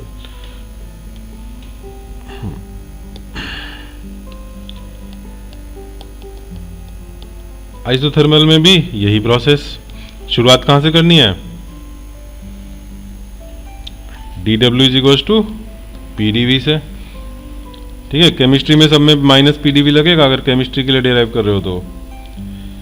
ठीक है, अब आइसोथर्मल में प्रोसेस क्या होता है बताओ? जैसे मैंने एडियाबेटिक में PV⁻γ कांस्टेंट बोला था, तो जरा बताओ PV इक्वल टू NRT से सोच के बताओ, टेम्परेचर कांस्टेंट होगा और नंबर ऑफ मोल्स तो चेंज होने नहीं है, R भी चेंज नहीं होना है, तो यहाँ पे क्या लिख सकते हैं? PV = constant. ठीक है, एंड विच इज NRT। जरूरत पड़े तो हमें उसको NRT भी डाल सकते हैं। ठीक है, तो ये आइसोथर्मल हो गया T कांस्टेंट होने की वजह से। तो अब इसका इंटीग्रेशन करो, और फिर मैं तुमसे पूछ रहा हूं कि मैं किसको चेंज करूं बताओ? From volume V1 to V2, P को V के टर्म्स में कि DV को DP के टर्म्स में, तो अगेन आंसर वही है कि लिमिट हमारी वॉल्यूम के टर्म्स में है, तो प्रेशर को हम डालेंगे। ठीक है, तो V1 से V2 बताओ प्रेशर को क्या लिखा जाए? NRT/V लिख दें, रादर देन कांस्टेंट को K लिखने के मैं सीधे NRT ही लिख ले रहा हूँ कांस्टेंट को। ठीक है, अपॉन V प्रेशर क्या डाल दिया? DV। NRT कांस्टेंट है आइसोथर्मल की वजह से, तो अब इंटीग्रेट किसको करना है? 1/V को इंटीग्रेट करना है। 1/V का इंटीग्रेशन क्या होता है? 1/V का इंटीग्रेशन बोलो। Yes, ln। ठीक है, ln कौन सा वाला होता है? लॉग, नेचुरल लॉग होता है ये, ln V, और उसमें लिमिट लगा दोगे V1 से V2 तक, तो क्या आएगा? NRT ln V2 minus ln V1 आएगा, और इसमें तुम लॉग की प्रॉपर्टी लगा दो तो ln V2/V1 लिख सकते हो। ठीक है, और तुम अगर इसको बेस 10 में रखना चाहो, क्योंकि सारी लॉग टेबल किस में होती हैं? बेस 10 में होती हैं, तो एक प्रॉपर्टी यहाँ पे मैं यूज कर देता हूँ, ln x is 2.303 log base 10x। ये कन्वर्जन होता है। ठीक है, ये थोड़ा सा और मैं डिटेल में लिख देता हूँ। मैं यहाँ पर ये ln x का क्या मतलब होता है? ln x का मतलब है log बेस e पर x। ठीक है, अब इसमें मैं चेन रूल लगा दे रहा हूँ, बेस e यहाँ पे 10 लिख दिया इनटू log बेस 10x। ये चेन रूल तुम लोगों ने मैथ की जेई क्लास में किया होगा। चेन रूल लगा दिया। अब ये log 10 बेस e जो है ना, इसकी वैल्यू 2.303 होती है। ठीक है, तो ये ln(x) से बेस चेंज हो गया, बेस 10 में आ गया। ठीक है, तो जब भी तुम्हें किसी भी चीज़ का बेस नेचुरल लॉग से बेस 10 में ले जाना हो तो 2.303 मल्टीप्लाई कर देते हैं। ठीक, तो हमारा वर्क डन का फॉर्मूला क्या आया, 2.303 nRT ln V2/V1। सॉरी, अब क्यों ln रहेगा, अब तो लॉग बेस 10 रहेगा। ठीक है, तो यहाँ पे लॉग बेस 10 कर देते हैं।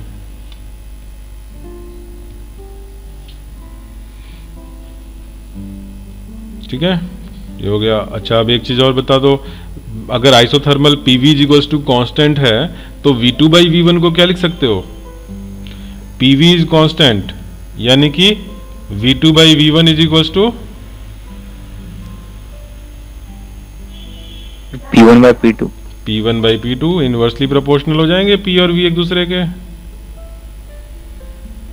ठीक है, तो मैं यहाँ पर इसको 2.303 और nRT को तुम P1/V1 भी लिख सकते हो। ठीक है, बट अभी एक बार में एक वेरिएशन कर रहे हैं, तो log बेस 10 P1/P2 भी कर सकते हो। ठीक है, और nRT अगर जरूरत पड़े तो we can substitute if required. Data कैसा गिवन है उस पर डिपेंड करेगा। nRT can be written as P1/V1 और P2/V2। कांस्टेंट है ना प्रोडक्ट, तो P1/V1 भी वही आएगा जो P2/V2 आएगा। तो ये तुम प्रोडक्ट भी वहाँ पुट करके फॉर्मूले को और वेरी नेक्स्ट फॉर्म में लिख सकते हो, P1/V1 log 10 P1/P2, इस तरह से बहुत सारे फॉर्म हो जाएंगे। ठीक है, सर इस पे न्यूमेरिकल्स आते हैं तो लॉग की वैल्यू भी दी जाएगी ना? लॉग टेबल तुम्हारे हाथ में होगी, नहीं तो लॉग टेबल या तो तुम्हें सीधे वैल्यू क्वेश्चन में दे देंगे, तो क्वेश्चन में अगर दे दिया तब तो तुमको और हेल्प हो जाती है कि तुम्हें कैलकुलेशन में बीच में चेक हो जाता है कि उन्होंने जिस चीज़ की लॉग दिया है वही तुम्हारा आना चाहिए, अदरवाइज कहीं मिस्टेक हो रही है।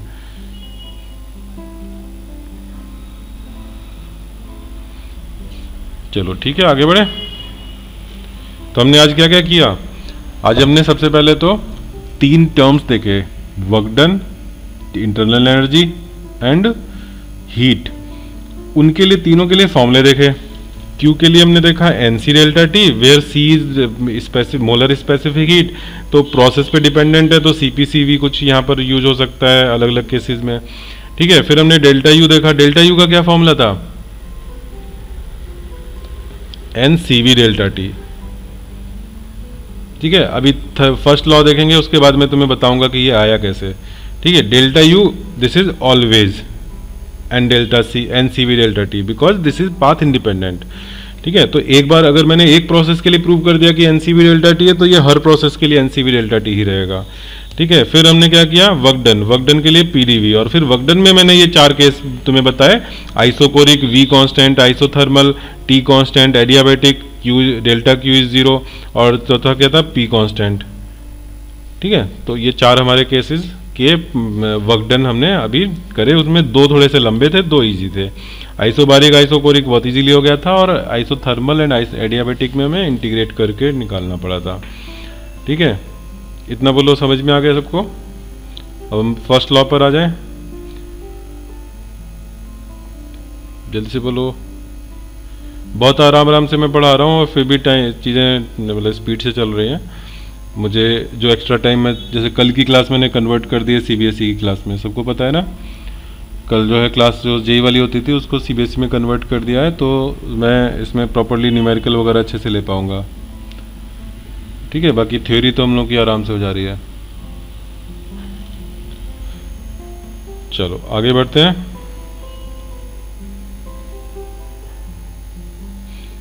First law of thermodynamics, it is a statement of conservation of energy in thermodynamical process. ठीक है, तो ये क्या बताता है, कंजर्वेशन ऑफ एनर्जी बताता है। ठीक है, या it is based on the principle of conservation of energy. According to it, मैंने तुम्हें जो पहले बताया था, याद करो कि टोटल हीट दी वो कि 2 तरह से यूज हो सकती है, वही चीज़ यहाँ पे लिखी हुई है। According to it, heat is given to a system, जो टोटल हमने हीट दी है, that is equal to sum of increase in internal energy and work done by the system. Work done by the system. ठीक है, हम assume कर रहे हैं कि जो हमने हीट दी वो दो काम में गई, एक तो उसका टेम्परेचर राइज कराने में जो कि इंटरनल एनर्जी का इंक्रीज है, और दूसरा वर्क डन कराने में work done by the system यानी एक्सपेंशन। ठीक है, लेकिन इसका मतलब ये नहीं है कि हम हीट दे रहे हैं तो हमेशा एक्सपेंशन होगा। हो सकता है हमने आर्टिफिशियली हीट देने के साथ साथ कंप्रेशन कर रहे हो। ठीक है, ये तो हमारे ऊपर है। तो उसमें क्या हो जाएगा, डेल्टा डब्ल्यू हमारा, अगर हम कंप्रेशन करा रहे हैं तो निगेटिव हो जाएगा, और हीट दे रहे हैं तो ये पॉजिटिव है, और फिर इनके अकॉर्डिंग डेल्टा यू अपनी वैल्यू एज्यूम करेगा। ठीक है, ये जो आपने जो शेयर किया है उसमें से हाँ फर्स्ट क्वेश्चन ऑब्जेक्टिव का। यस, नहीं, इधर सब्जेक्टिव इंडिकेटर डायग्राम जहाँ लिखा हुआ है। अच्छा ओके सर। ग्राफ पे बनाया सबने? मैं पूछ सकता हूँ किसी से?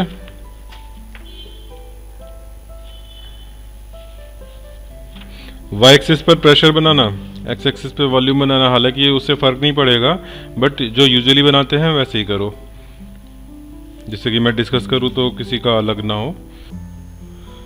स्टार्टिंग कहाँ पर हुई? P, V पर हुई। ठीक है, तो एक्स एक्सिस पर हमारा है V और P। ठीक है, पहला पॉइंट। फिर हम वहाँ से किधर गए? V कांस्टेंट रखते हुए स्टेट B पर गए, वहाँ पे प्रेशर क्या हो गया? 2P हो गया। 2P, V है B पॉइंट। ठीक है, तो इनके नाम लिख लेते हैं हमारा, ये this was state A, state B। फिर स्टेट C पर आ जाओ, 2P, 2V। ठीक, स्टेट C आ गई, C के बाद D, और D से वापस A। ऐसा ही था कि D पे रुक गए थे। फर्स्ट क्वेश्चन में क्या था?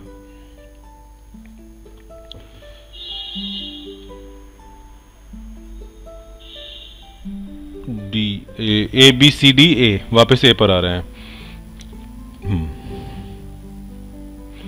तो अब तुमको पूरी कंप्लीट साइकिल है तो क्या करना है? एरिया निकालना है, और उसमें तुमने कैसे चले हो? क्रॉस क्लॉकवाइज चले हो।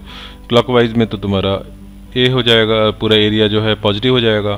ठीक है, अब एरिया कितना है? तो ये हाइट तुम्हारी कितनी है? पी है, इधर विड्थ कितनी है? वी है, तो एरिया क्या हो गया? पी इंटू वी हो गया, बस काम खत्म। ठीक है, अब ये तुम ऐसा भी एक क्रॉस चेक करने के लिए भी काम कर सकते हो कि हम पहले ए बी का वर्क डन निकालें, फिर बी सी का निकालें, फिर सी डी का निकालें, और फिर डी ए का निकालें। जस्ट अभी एग्जाम में कभी ऐसा इतना लंबा काम नहीं करोगे, बट एक बार तुम्हें दिखा रहा हूँ मैं, थोड़ी सी प्रैक्टिस हो जाएगी उसमें। ए से बी तक जाने में वर्क डन बताओ, वैभव बताओ जरा, ए से बी में वर्क डन कितना है? वैभव,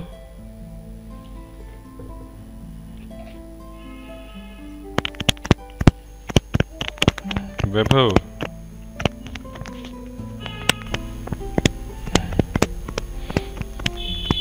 अच्छा उदित, सर पी, कितना? पी, पी वर्क डन है। ए से बी जाने में पी वर्क डन है। ये तो भाई डायमेंशनली गड़बड़ हो गया। ओनली प्रेशर वर्क डन हो सकता है? फिर ऐसा कैसे हो गया? वर्क डन का क्या होता है formula? Area under the graph. A से बी जा रहे हो, area between this graph and the X axis या जो वॉल्यूम एक्सिस है उसमें कितना एरिया इनक्लोज कर रहा है ये ग्राफ? ए से बी वाला 0। तो उदित ऐसी गड़बड़ करोगे तुम? Constant volume process, isobaric, there is no change in volume, 0। Yes sir. B से सी बताओ उदित, तुम ही बताओ।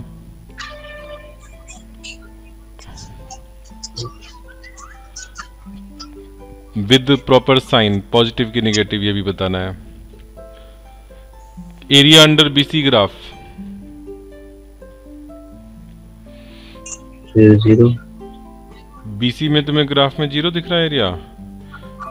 वॉल्यूम एक्सिस से, इस ग्राफ के नीचे वॉल्यूम एक्सिस से जो एरिया ट्रैप हो रहा है, ये area 2P into V, positive negative? Positive. फिर अब नेक्स्ट कौन बताएगा? वैभव, तुमने भी पहला वाला पूछा था, मैंने बताया नहीं तुमने। Vaibhav, are you there? Yes sir लो अब बताओ सी डी, 0 डी ए भी बताओ तुम। डी ए हाँ, P इंटू V पॉजिटिव या निगेटिव? Negative negative. अब टोटल करोगे तो कितना आएगा?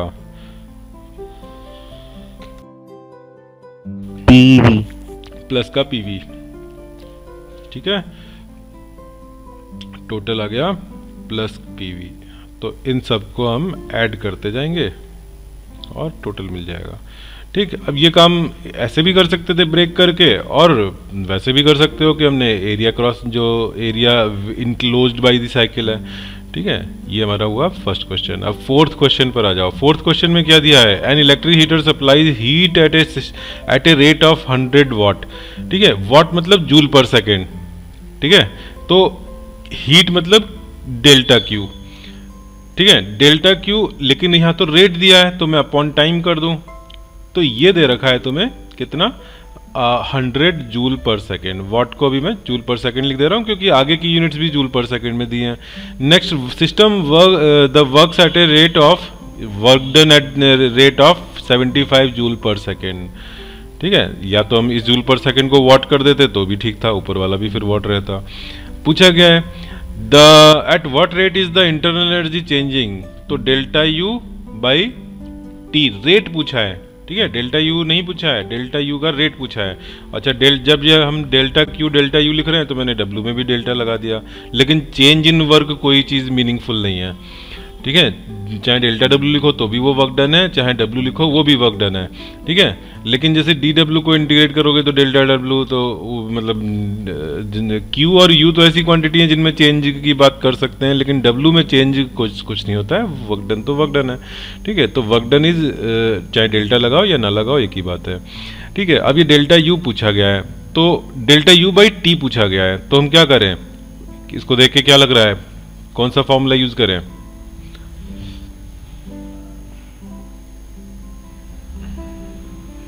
बोलो। Delta Q equals to delta Q plus delta W, और सब में टाइम से डिवाइड कर दिया। तो ये तुम्हारा फर्स्ट लॉ जो है थर्मोडायनेमिक्स फर्स्ट लॉ, वो रेट के हिसाब से आ गया। तो और इसमें हमने 100 इज इक्वल्स टू 75 ये है और डेल्टा यू ये है। ठीक है, तो यहाँ से डेल्टा यू आ गया 725 जूल पर सेकेंड। ठीक है, नेक्स्ट फिफ्थ क्वेश्चन किसी का हुआ अभी तक? इसको मैं हटा दूं, सबको समझ में आ गया होगा।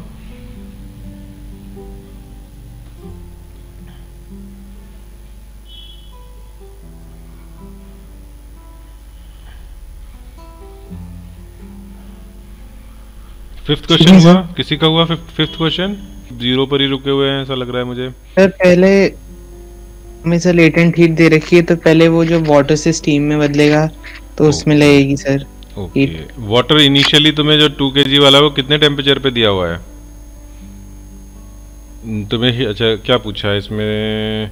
देखते हैं अभी। 1 metre cube water converts into 1671 metre cube of steam at atmospheric pressure and 100 degree temperature.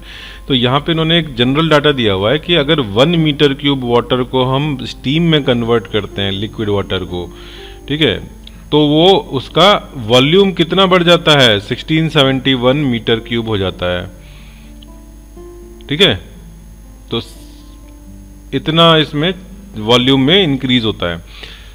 फिर दे रखा है 2 kg वाटर, जो कि ऑब्वियसली लिक्विड है।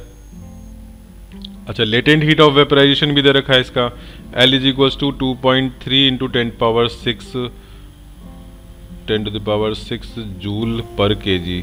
ठीक है, 1 kg के लिए इतने जूल लेटेंट हीट रिक्वायर्ड है, 2.3 10⁻6 joule. Now 2 kg of water is converted into steam eight atmospheric pressure and 100 degrees temperature, then how much will be the increase in its internal energy? ठीक है, तो तुम्हारा water जो है 2 kg का, उसको 2 kg steam में हम कन्वर्ट कर रहे हैं, तो what is the increase in its internal energy? इस प्रोसेस में डेल्टा क्यू पता है कितनी हीट दी गई होगी? Yes sir. Yes, m into L. ml। ठीक है, 2 kg मास है और L जो है 16 नहीं कितना 2.3 into 10 to the power 6 joule, 3.6 हाँ इन जूल।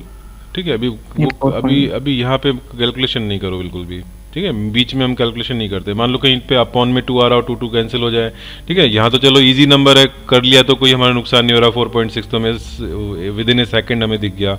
लेकिन कहीं पे कैलकुलेशन लेंदी होती तो बाद में कैंसिल होने में मतलब 2 बार वो काम कर रहे हो, तो इसलिए बीच में कुछ नहीं करो अभी। ये डेल्टा क्यू हो गया। पूछा क्या गया है? डेल्टा यू पूछा गया है। डेल्टा क्यू और डेल्टा यू में रिलेशन, कोई रिलेशन है जिसमें डेल्टा क्यू और डेल्टा यू का कुछ रिलेशन आता हो? Delta Q is equals to delta U plus delta W आता है, ठीक है, ये रिलेशन है। तो अब तुमको डेल्टा यू अननोन है, तो उसके लिए तुम्हें डेल्टा क्यू तो चलो पता है, बट डेल्टा डब्ल्यू पे जाना पड़ेगा। तो डेल्टा डब्ल्यू के लिए क्या करें? कितना वर्क डन हुआ? वर्क डन तुमने 4 प्रोसेस हैं, उनके चारों के लिए अलग अलग चीज पढ़ी है, ठीक है। और भी इनफाइनाइट प्रोसेसेस होते हैं, उनमें भी कुछ अलग हो जाएगा। यहाँ कौन सा प्रोसेस है? जब वाटर से स्टीम में कन्वर्ट हो रहा है तो ये कौन सा प्रोसेस है? क्या चीज कांस्टेंट है? Volume, temperature? Yes, pressure constant है, यहाँ एटमॉस्फेरिक प्रेशर मेंटेन्ड है, ठीक है। तो कांस्टेंट प्रेशर में वर्क डन का क्या फॉर्मूला होता है? P into V2 minus V1, P into delta V, ठीक है, P into V2 minus V1।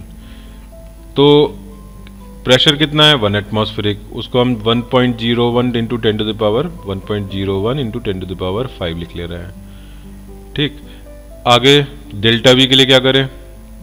तो V फाइनल कितना, V इनिशियल कितना? 2 kg वाटर फाइनल कितना उस पर पहुंच रहा है? तो देखो 1 मीटर क्यूब से 1671 मीटर क्यूब हुआ था।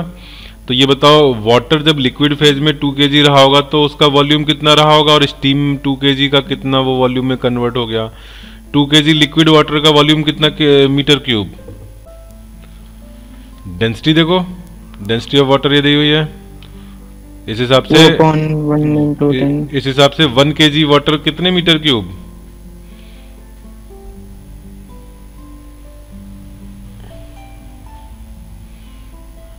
वन केजी वाटर कितने मीटर क्यूब? या तुम्हें रिलेशन पता है ना, कितने मीटर क्यूब में 1 क्या होता है?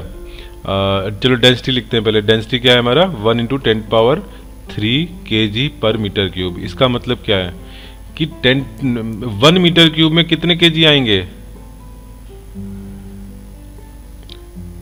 मैं कॉमन सेंस से करवाना चाह रहा हूं, नहीं तो तुम फॉर्मूले से तो सीधे कर ही सकते हो, D density equal to m upon v। मैं यहां से मास 2 रख दूं तो v निकल आएगा, ठीक है। कितना आ जाएगा v? 2 kg का वॉल्यूम कितना जाएगा?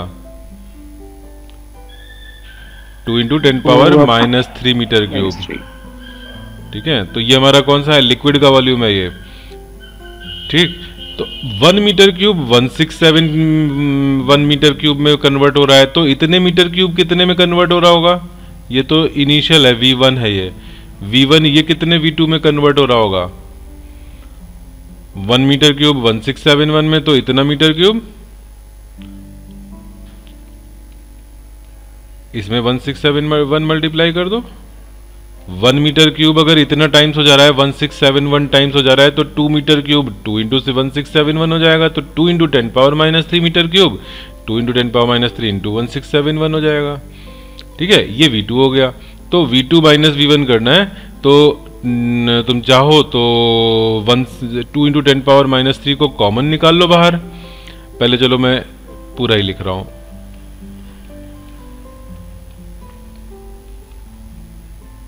अब इसमें तुम 1.01 10 टू द पावर 5 कॉमन ले लिया, 2 इंटू 10 पावर माइनस 3 ब्रैकेट में 1671 माइनस क्या होगा? 1, ठीक है। तो ये हो गया। अब सॉल्व तो हो जाएगा, तो छोड़ देते हैं। डेल्टा डब्ल्यू यहाँ से आ जाएगा, उसको तुम यहाँ पे पुट कर दो, फिर उसके बाद डेल्टा यू निकाल लो। प्रोसेस समझ में आ गया? Sir option D. Sir D. Okay. Triangle में तुम हाइट देखो, हाइट कितना है? 7 माइनस 1 तो 6p1 है, ठीक है।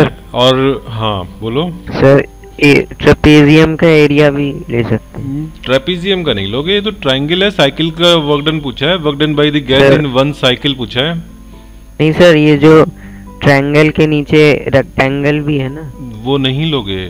क्यों? क्योंकि नहीं तुमसे लेना। हाँ वो नहीं लोगे, बिकॉज तुमसे साइकिल का वर्क डन पूछा है। साइकिल में केवल जो अंडर एरिया है ट्रायंगल के वो वाला काउंट होगा, ठीक है। अगर तुमसे जो हाइपोटेन्यूज है उस प्रोसेस की केवल बात करते, ठीक है, हाइपोटेन्यूज को मान लो ए टू बी, तो अगर केवल ए से बी वर्क डन मानते तो तुम ट्रेपेजियम का एरिया लेते।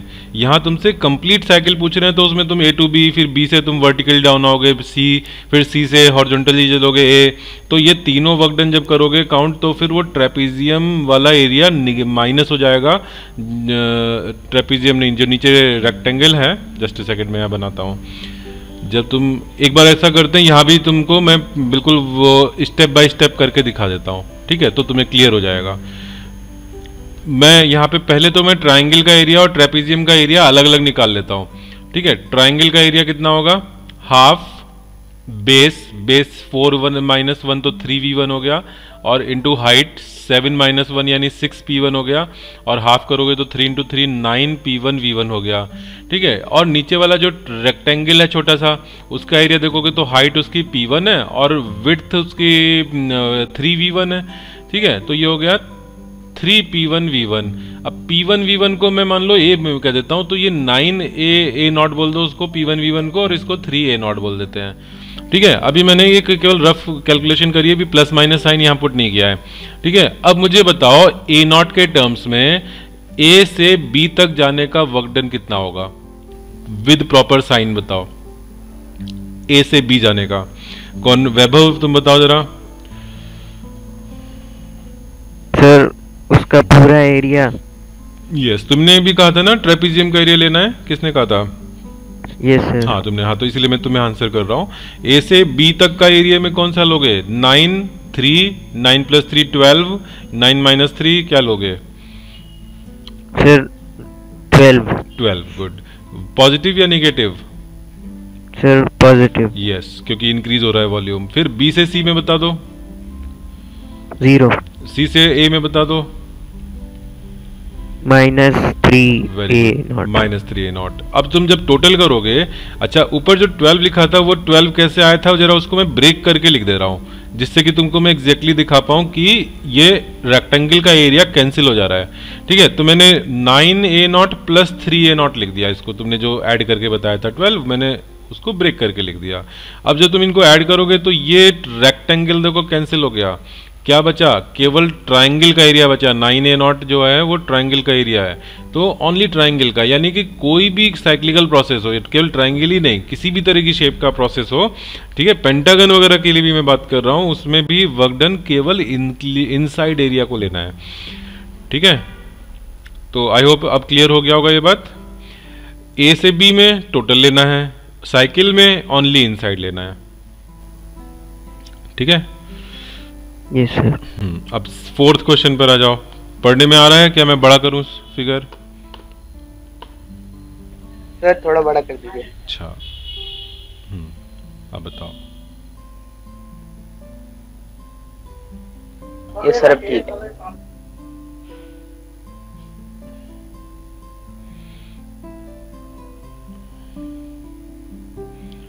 ए B C D E F G, ये जो हॉरिजॉन्टल, एक्चुअली हॉरिजॉन्टल नहीं है, थोड़ा सा टिल्टेड है वो जो कर्व्स हैं।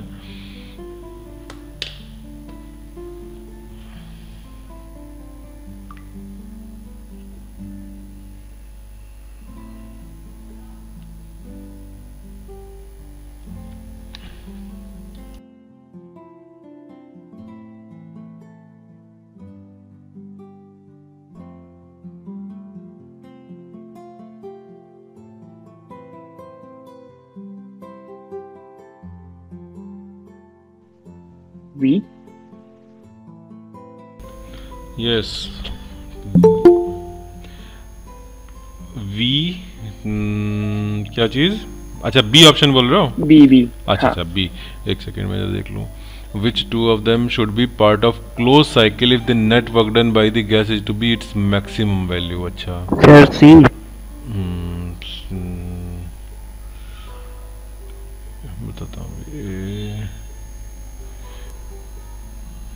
एंड सी में, अच्छा, और सी और जी में क्या होगा, सी एंड जी। और क्या बोला अभी तुमने, एक तो बी ऑप्शन मुझे बताया, दूसरा क्या बता रहे हो, सी बता रहे हो, ए एंड एफ। अच्छा अच्छा, अब ये बताओ मैक्सिमम वैल्यू तुम्हें पॉजिटिव वर्क डन से मिलेगी नेगेटिव से मिलेगी? पॉजिटिव। यस, तो कौन सा वाला पॉजिटिव दे रहा है?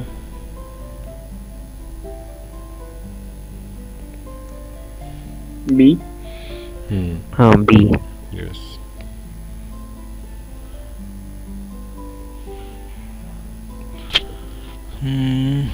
which two of them should be part of closed cycle if the net work done is, अच्छा वैसे अगर मैग्नीट्यूड में देखें तो मैग्नीट्यूड में कौन ज्यादा दे रहा है? सी जी में C A F, net work done by the gas is to be maximum. By the gas मतलब पॉजिटिव होना चाहिए, ठीक है, तो सी नहीं फिर बी होगा। सी जी सी, हाँ सी ऊपर राइट वर्ड जा रहा है तो ये हमारा क्लॉकवाइज हो जाएगा सी जी, ठीक है ठीक है। तो बाई दी गैस में एक्सपेंशन होना है, पॉजिटिव वर्क डन करना है।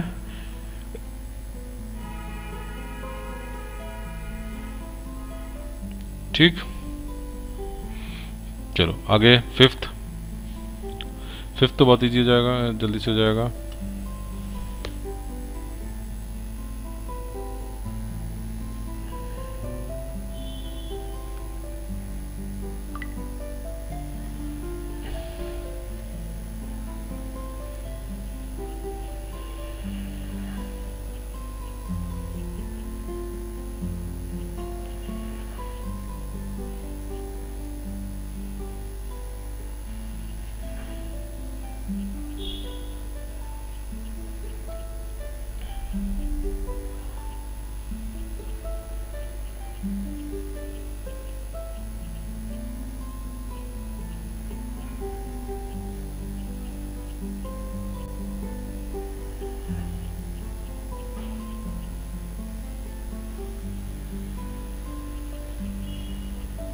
ए।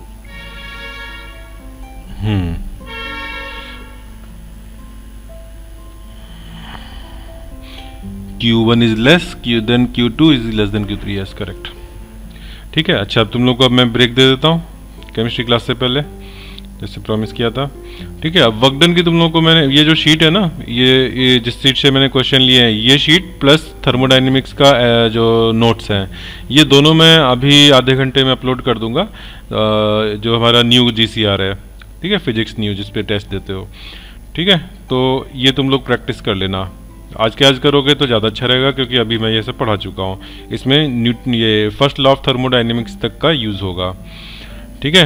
वर्क डन, डेल्टा यू, वो सब तो होगा ही, और फर्स्ट लॉ ऑफ थर्मोडाइनमिक्स, ठीक है।